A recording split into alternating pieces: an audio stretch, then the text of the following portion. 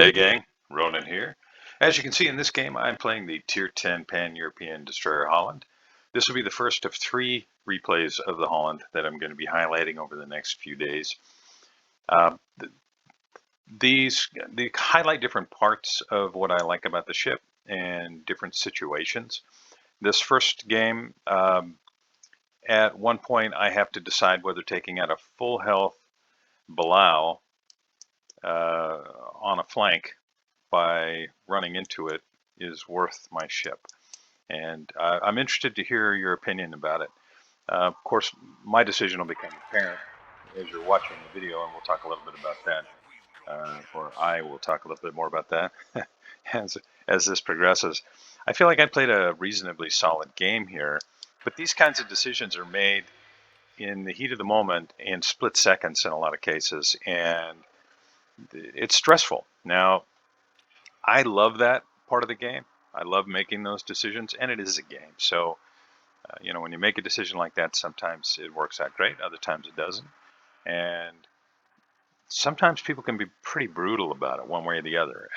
The second of this series of 3 highlighted games on the Holland, some of my teammates were very unhappy with the decision that I made. I still feel like it was the right call, but it was a situation where there really was, at least in my opinion, no good way to go. So I'd love to hear your thoughts about that one as well. In this game, I rack up a fair amount of damage. This is, these games are always interesting. You don't have cap circles, but you do have these kind of buff zones, and that can make for a very interesting game sometimes. Now, in terms of matchmaking, you can see we've got a CV, United States, on both teams. Mino on the enemy team. Now, is that smoke? Is that radar? Probably smoke, but you never know. And look at all the torpedoes. Shimakaza, Vampire, Holland, Fletcher, and a Balau. And something equally nasty on our side of the game. Sherman, although the torpedo threat there is minimal. Z-52, Holland, Kitakaza, Benham. Now, Benham, 16 torpedoes at a time. I don't care who you are. You have to recognize the torpedo threat. And as often happens, the United States just knew exactly where I was. I'm not sure what... Maybe you have a similar experience, but the CVs almost always seem to know right where I'm at for whatever reason. I don't feel like I pushed up too close. I mean, you can see how close they're Shima and Mino, but, it is what it is. I got the torpedoes away. The Shimakaza, he's so bent on getting into that buff zone that he eats a torpedo. Now, he does pick up the buff, of course, but he opens himself up to being finished off fairly early because he loses half his HP in that volley.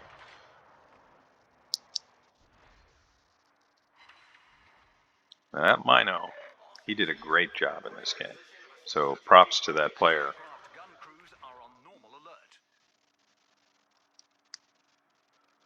Now I'm just falling back here in an effort to try and get another torpedo strike out. We've got the Fletcher pushing up on the flank. Our Balau and Z-52 are out there. Now Z-52 it's really great. I mean, where he's at right now, Z-52 could probably smoke up, use his hydro to keep the Fletcher spotted, and just shred the Fletcher. Now, I can't see the smoke, but that may be exactly what he's done. Now, it looks like Z-52 is moving away. Yeah, I don't understand it. But the Fletcher is in trouble either way. Pomeranz secondaries may be on it right now. Yeah, that's what that looks like. Now, torpedoes are back up, so I need to get a little bit closer, select a target. You can see torpedoes, that's from the Shima, right? And he's going after that. Is he going after the Nevsky? Or did he throw those after where he thought I went? Yeah, Fletcher's gone. Z-52 finishes him off. And I am going to put torpedoes in that lane. The Minotaur knows as soon as he's detected that I'm close. And he radars, and now I know. He is a radar Mino. Now I just have to stay angled to him. His shells will do minimal damage. It's not that he can't do damage. You can see he is. But as long as I stay angled, I'm presenting a really narrow profile. He's not going to be able to get my broadside and land all those shells. And I'm just wiggling a little bit. I don't want to show a lot of side. A little bit's okay. I'm just trying to get away from the radar, and then I know I've got a little bit of time before the radar's back up.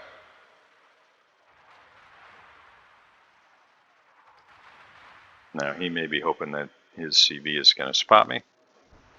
So I'm going to just sit out here, see what the CV is going to do. Looks like he's headed the other direction. And I do land some torpedoes. Engine boost deactivated. There's that shimmer. Let's see what I can do to help there. Reporting the position of a strategic target. Torpedoes are about to be back up. Just deciding which way I need to go. We've got a shimmer that's kind of in the middle of the map. He's threatening our Vermont, threatening our United States. But I really feel like I kind of have to stay on this side of the map. Or at least keep my torpedoes on this side of the map. Attention. Reporting a target's position. Shimakaze gets finished off by the Z-52. Keeping score, that's 2 kills for the Z-52. Now I landed 7 torpedoes on a battleship and I've shot down 9 aircraft, but it's a little bit of a slow start. Now the good guys are down the Sherman. I'm not sure how he got blapped so early, but he did. You can see where he died. Echo 5, he decided he was going to push in. Now his guns are pretty awesome, so maybe he just thought I'll outshoot whatever destroyers I might encounter, but with the Mino down there, he probably ran into some fire from the Mino. Our Des Moines takes out the Prusen. I'm sure I'm mispronouncing that. If any of you speaks German and understands how to pronounce that, I'd love to see it below. So right now, things are looking pretty decent. We are down the Sherman. Looks like we might lose our Belau. Bad guys are down. Yep, there's the Belau. He goes down to the enemy Belau, and the enemy Belau player he definitely played a good game. So we're down 2 ships. Bad guys are down 3. I'm detected, so I know it has to be a Shimakaze. Because I saw one out here. There he is. Just see what kind of damage I can do. Presumably his torpedoes are headed elsewhere. It's the only reason I'm sitting broadside right now, but I'm just going to slow way down. In case he does throw some out, you can see he's doing slowing down as well. It's just gone dark. And I'm going to need to push up here to get out of the way of these shells.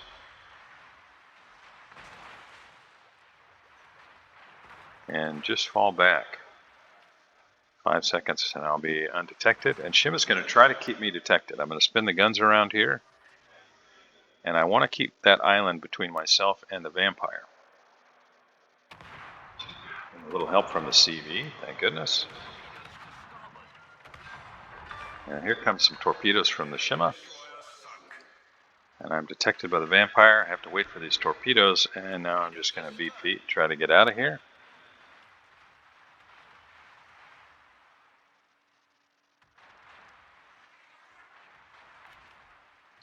So I was able to help spot the Shima so people could know where he was. He wasn't able to get our CV or our Vermont. Both of them fell back out of his way. You can see our Z-52 talking about the Pomerans sitting in the spawn area. Still, well, he's almost on the A-line.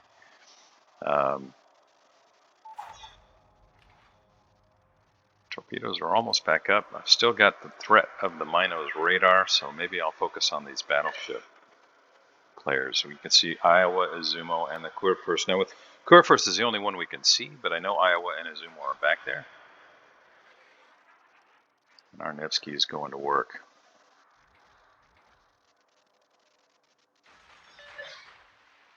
I've got a little time until I get back over here where I can make a strike on the Kurfürst with any degree of likelihood of landing them. So I threw the torpedoes out there on a wing and a prayer. And I'll just try and position to slow down the push that I imagine is coming from this side because Nevsky's falling back, Pomeran's falling back. I'm the only thing here.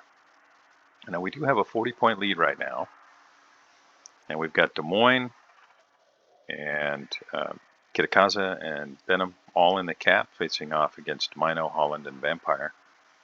This is still anybody's game. And I'm going to see if I can finish off at least one of these battleships.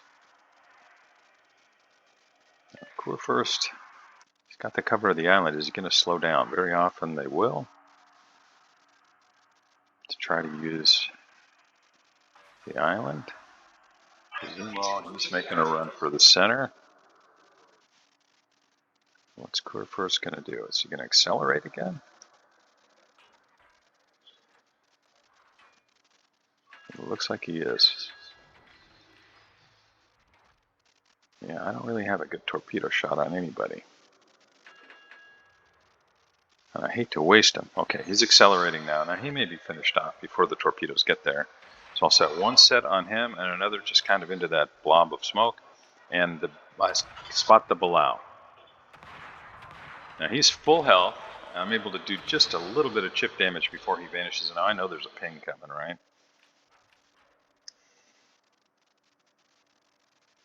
You know, Kurfürst is going to turn to avoid. And now it's decision time.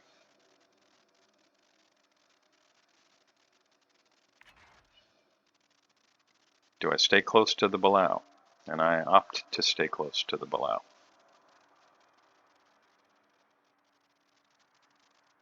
And you can see our Des Moines talking about our Vermont, Nevsky, and Pommern. Our Pommern, I didn't really see him do much of anything in this game, so I can kind of understand that. Now the Vermont, I don't know.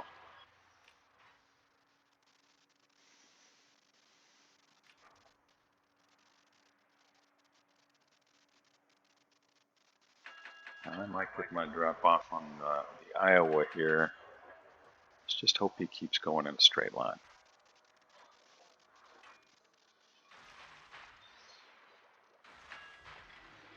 And I'll just fall back a little bit. CV is focused elsewhere, and I'm detected by Halland. I've just gotten rid of my torpedoes, so this is not a good spot to be.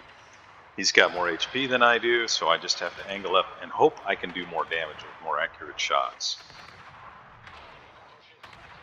I'm at 14.9, he's down to 9,000, 6,000. I'm landing the good shots, and I think I'm going to be able to finish him off. He's probably realizing right now, oh heck, I'm in big trouble here.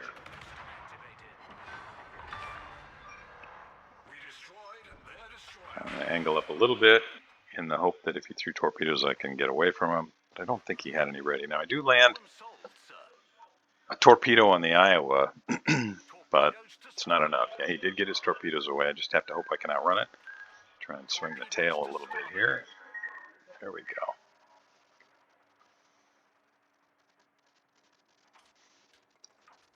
And the threat of that Belau has pushed me back a little too far. I need to try to get closer so that I can put these torpedoes back in the game.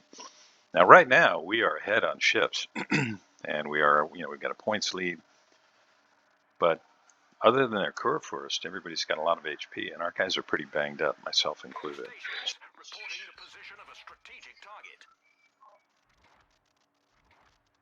Now, maybe I can finish off the Iowa here. We'll just have to see what he does.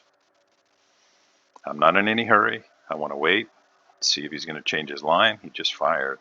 And very often a battleship player will change their line after firing. Our Pommern does finish off the Kurfürst. Now Iowa knows that I'm up this direction some way. I hate to fire directly nose on. Let's just hope he keeps going that way. Maybe I'll put him around the corner of that island there.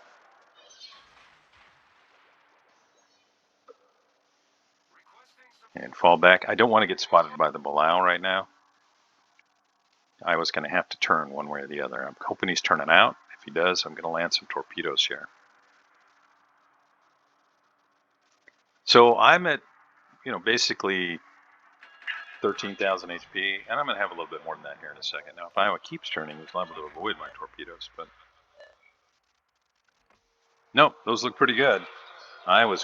He's going to take a little bit of a beating here.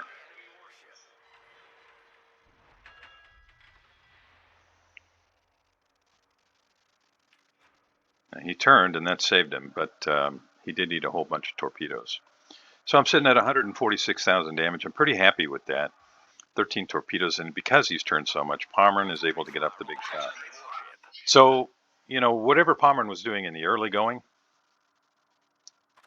he did, I'm going to pause it right here, he did redeem himself, at least in my eyes. He finished up that battleship, and that's kind of a big deal. Now, what do you do here? Do you move to avoid the Belau? or do you take out the Below? Now, if you're going to take out the Below, one way to do that is to just drive right over him. Now, if you don't, he's liable to get you at close range. I've only got 12,565 HP, and he's basically full health. And if I let him go, who is going to stop him on my team? So this is, these are the decisions you have to make kind of in a really short period of time. But I thought to myself, what do we have left?